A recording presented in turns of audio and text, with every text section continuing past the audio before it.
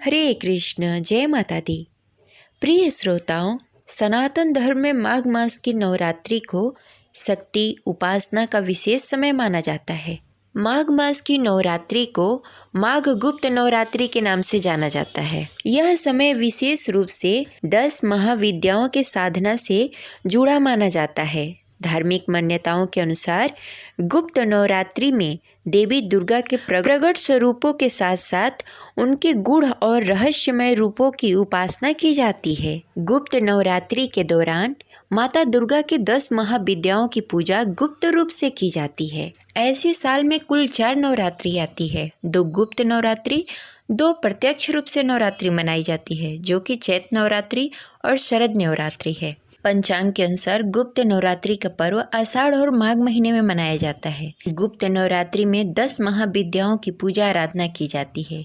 इस पर्व को तंत्र मंत्र साधना और गुप्त विद्या की रुचि रखने वाले लोगों के लिए और भी खास माना गया है। वहीं इस नवरात्रि में कुछ खास उपाय करने से आर्थिक समस्या और शादी विवाह में आने वाली अड़चनें समाप्त हो जाती है। तो आइए जानते हैं कि साल 2026 में गुप्त नवरात्रि कब प्रारंभ हो रही है, कब समाप्त हो रहा है, कलश स्थापना कब किया जाएगा और पूजा विधि के बारे में जानेंगे।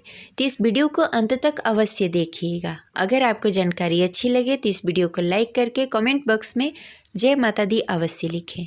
अगर आप हमारे चैनल पर नए हैं तो इसे सब्सक्राइब करके बेल आइकन को प्रेस कर लें, जिससे आगे आने वाली वीडियो का नोटिफिकेशन आपको मिलता रहे। हमारे चैनल पे व्रत कथा भी सुनाई जाती है, तो उसका आनंद अवश्य उठाएं। हिंदू पंचांग के अनुसार साल 2026 में आने वाली माघ गुप्त नवरात्रि का प्रारंभ 19 जनवरी 2026 दिन सोमवार को हो रहा है। वहीं इसका समापन 28 जनवरी 2026 दिन बुधवार को होगा।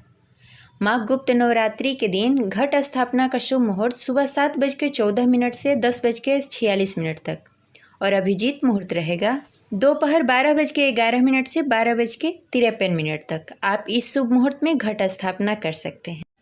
गुप्त नवरात्रि में अगर आप घट स्थापना नहीं करना चाहते तो बिना घट स्थापना किए भी गुप्त रूप से माता भगवती की 10 विद्याओं की पूजा आराधना कर सकते हैं। ध्यान यह रखना है कि जैसे चैत नवरात्रि में और अश्विन मास की नवरात्रि में पूजा होती है माता भगवती की, वैसे ये पूजा नहीं होती है और ये गुप्त रूप से पूजा होती है और इसमें माता भगवती के 10 महाविद्याओं की पूजा आराधना की जाती है। अब चलिए जानते हैं गुप्त नवरात्रि के महत्व के बारे में। धार्मिक ग्रंथों में माघ गुप्त नवरात्रि में पूजा पाठ दान स्नान करने से बेहद ही लाभ होता है। इसे बेहद ही शुभ माना जाता है। इस माह में आने वाली गुप्त नवरात्रि से माह की महत्ता अधिक बढ़ जाती है। मान्यता है कि गुप्त नवरात्रि में पूजा पाठ करने से रुके हुए कार्य में आ रही बाधाएं समाप्त हो जाती है। इस दौरान 10 महाविद्या काली, तारा, छिन्नमस्ता, षोडशी, भुवनेश्वरी, त्रिपुर भैरवी, धूमावती, बालामुखी, मातंगी और कमला की पूजा की जाती है। माना जाता है कि गुप्त नवरात्रि के दौरान गुप्त रूप से पूजा करनी चाहिए। पूजा पाठ के साथ साथ मंत्र जाप भी करना चाहिए। ऐसा करने से आपकी हर मनोकामनाएं माता पूरा करती हैं। ये रही आज की जानकारी। आशा करते हैं आपको अच्छी लगी होगी। तो मिलते हैं अगले वीडियो में। तब तक के लिए जय माता दी।